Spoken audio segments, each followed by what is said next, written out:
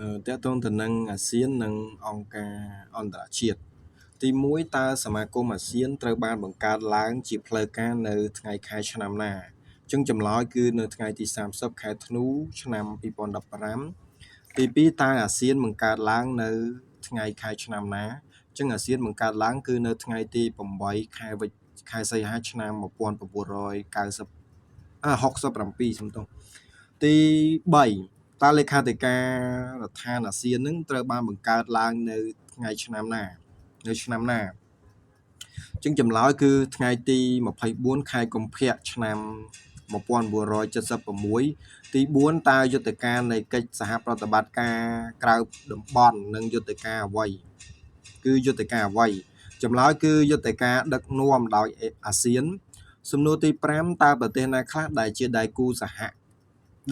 ដៃគូរបស់អាស៊ានចម្លើយគឺ Asian Dialogues Partner នៃគូសន្ទនាមាន10ប្រទេសអូស្ត្រាលីចិនអាមេរិកជប៉ុនសហភាពអឺរ៉ុបណូវែលសេឡង់ឥណ្ឌារ៉ាក់សកាណាដានិងរុស្ស៊ី Asian Strategic Partner ដៃគូអភិវឌ្ឍមាន8ប្រទេសមាន8ប្រទេសមាន10ប្រទេសអូស្ត្រាលីចិនអាមេរិកជប៉ុនឥណ្ឌានិងរ៉ុកកាណាដារុស្ស៊ី Asian Sectoral Dialogue Partners ដៃគូសន្ទនាតាមផ្នែកមាន4ប្រទេសប៉ាគីស្ថាននូវែលទូគីនិងស្វីសស៊ឺឡែន Development Partner ដៃគូអភិវឌ្ឍ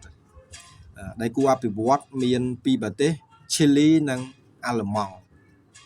ទី6តើកម្ពុជាមានបេក្ខជនជាអគ្គលេខាធិការអាស៊ាននៅឆ្នាំណាកម្ពុជានឹងមានបេក្ខជនជានៅឆ្នាំ2023ទី7តើកម្ពុជាធ្វើជាម្ចាស់ផ្ទះកិច្ចប្រជុំកំពូលអាស៊ានខាងមុខកិច្ចប្រជុំកំពូលអាស៊ានខាងមុខ2021នឹងនៅឆ្នាំណាខាងមុខអញ្ចឹងមានន័យថា2022ទី8តើអាស៊ានបូក3មានប្រទេសណាខ្លះអញ្ចឹងអាស៊ានបូក3មានចិនជប៉ុននិងកូរ៉េខាងត្បូង9ការធ្វើសេចក្តីសម្រេចរបស់អាស៊ានធ្វើឡើងផ្អែកទៅលើមូលដ្ឋានអ្វីអញ្ចឹងចម្លើយគឺការពិគ្រោះយោបល់និងកូសាំងស៊ីនទី10ទី10នេះតើប្រទេសសមាជិកអាស៊ាននឹងប្រទេសសមាជិកអាស៊ានណាចូលក្រោយគេហ្នឹងអាហ្នឹងគេរាប់ពីឆ្នាំចាស់ដល់ឥឡូវហ្នឹងអ្នកចូលក្រោយគេគឺប្រទេសចុងក្រោយគឺទីម៉ូខាងកើត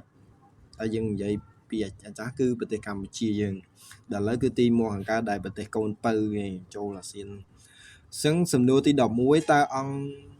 អគ្គលេខាធិការអាស៊ានមានអាណត្តិចំនួនប៉ុន្មានគឺចំនួន5ឆ្នាំទី12អគ្គលេខាអាស៊ាននឹងមានឋានៈស្មើនឹងអ្វីគឺរដ្ឋមន្ត្រីទី13តើអគ្គលេខាអាស៊ាននឹងអាស៊ានចាត់ទុកជាអ្វីអត់មានចម្លើយកន្លែងគេដាក់ចម្លើយមកអញ្ចឹងទី14អគ្គលេខាធិការអាស៊ាននឹងមានអាណត្តិប្រហែលឆ្នាំអាណត្តិហ្នឹងគឺមាន3ឆ្នាំទី15តើអគ្គលេខាធិការរងអាស៊ានណាខ្លះដែលបានជ្រើសរើសដោយចំហឬការប្រកួតប្រជែងអញ្ចឹងចម្លើយគឺអគ្គលេខាធិការរងអាស៊ានត្រូវបានជ្រើសរើសដោយចំហឬក៏ការប្រកួតប្រជែងពី AEC CCA ទី16តើអគ្គលេខាធិការរងអាស៊ានណាខ្លះត្រូវបានជ្រើសរើសដោយមិនចំហអញ្ចឹងចម្លើយគឺអគ្គលេខាធិការរងអាស៊ានត្រូវបានជ្រើសរើសជាចំហគឺ APCSC ឬក៏ ASCC 17ដើម្បីបំរួមដំណាប្រទេសសមាជិកអាស៊ានតើគេប្រើយុទ្ធការអ្វីកន្លែងនេះក៏អត់មានចម្លើយដែរទី18តើលេខាធិការរដ្ឋានជាតិអាស៊ានរបស់កម្ពុជានៅក្រសួងណាគឺចម្លើយហ្នឹងគឺក្រសួងការបរទេសនិងប្រើត្រារបស់ក្រសួងការបរទេសដែរទី19តើ Blueprint 2025ហ្នឹងមានឯកសារអ្វីខ្លះគឺមានឯកសារដូចជា APSC AEC ASCC IAI Asian Connective ទី20បាវចនៈអាស៊ានមានន័យដូចមិនដេចបាវចនៈអាស៊ានមានន័យថាចក្ខុវិស័យមួយអត្តសញ្ញាណតែមួយនិងសមាគមតែមួយទី21តើកិច្ចប្រជុំកំពូលអាស៊ានធ្វើឡើងប៉ុន្មានដងក្នុងមួយឆ្នាំ យ៉ាងតិចណាស់គឺ2 ដងក្នុងមួយឆ្នាំទី22កិច្ចប្រជុំកំពូលអាស៊ានគេចាត់ទុកជាអ្វីអញ្ចឹងចម្លើយគឺខួរក្បាល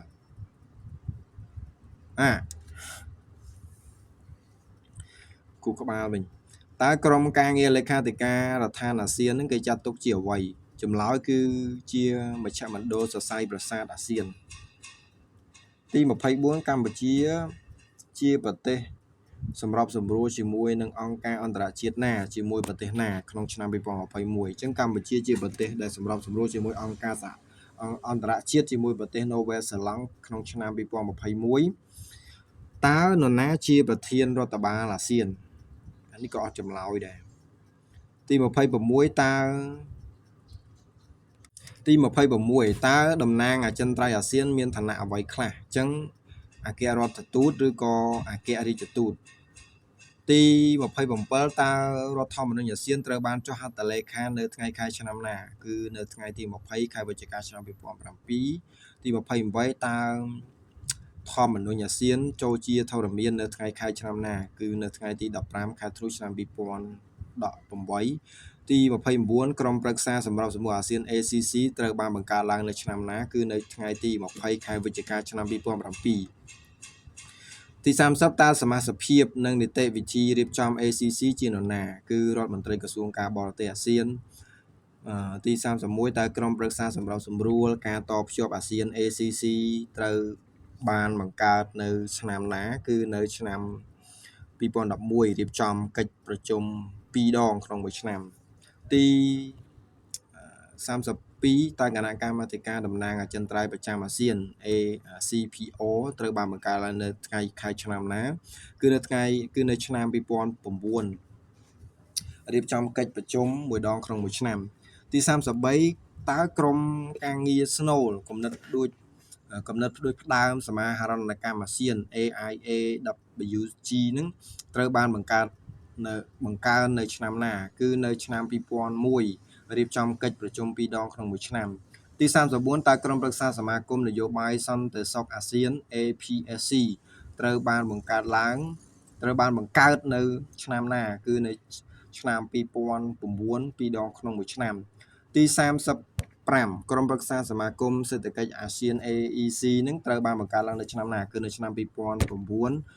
ដងក្នុងមួយឆ្នាំទី36តើក្រុមប្រឹក្សាសមាគមសង្គមវប្បធម៌អាស៊ាន ASCC ត្រូវបានបង្កើតឡើងនៅឆ្នាំណាគឺនៅឆ្នាំ2009 2 ដងក្នុងមួយឆ្នាំទី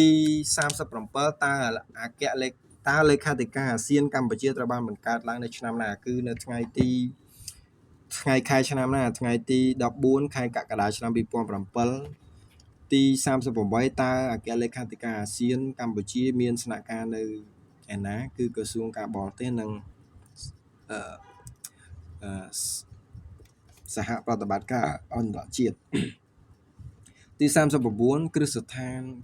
នអាស៊ានត្រូវបានបង្កើតឡើងនៅថ្ងៃខែឆ្នាំណាគឺនៅថ្ងៃទី15ខែធ្នូឆ្នាំ1997តើទស្សនៈ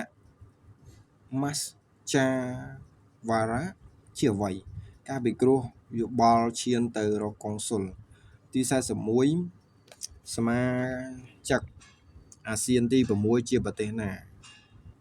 ចូលនៅថ្ងៃខែឆ្នាំណាប្រទេសព្រុយណេនៅថ្ងៃទី8ខែមករាឆ្នាំ1984ទី42តើសមាជិកអាស៊ានទី7ជាប្រទេសណាចូលថ្ងៃខែឆ្នាំណាអញ្ចឹងទី7គឺវៀតណាមនៅថ្ងៃទី28ខែកក្កដាឆ្នាំ1995សមាជិកទី8នៃសមាជិកអាស៊ានទី8ជាប្រទេសណាហើយចូលនៅថ្ងៃខែណាអញ្ចឹងជាប្រទេសឡាវនៅថ្ងៃទី24ខែកក្កដាឆ្នាំ1992សមាជិកទី9ជាប្រទេសណាអញ្ចឹងទី9ប្រទេសមីយ៉ាន់ម៉ាចូលនៅថ្ងៃទី24ខែកក្កដាឆ្នាំ1992សមាជិកទី10នៃអាស៊ានគឺប្រទេសកម្ពុជាចូលនៅថ្ងៃទី30ខែមេសាឆ្នាំ1999ចប់ហើយញ៉ែ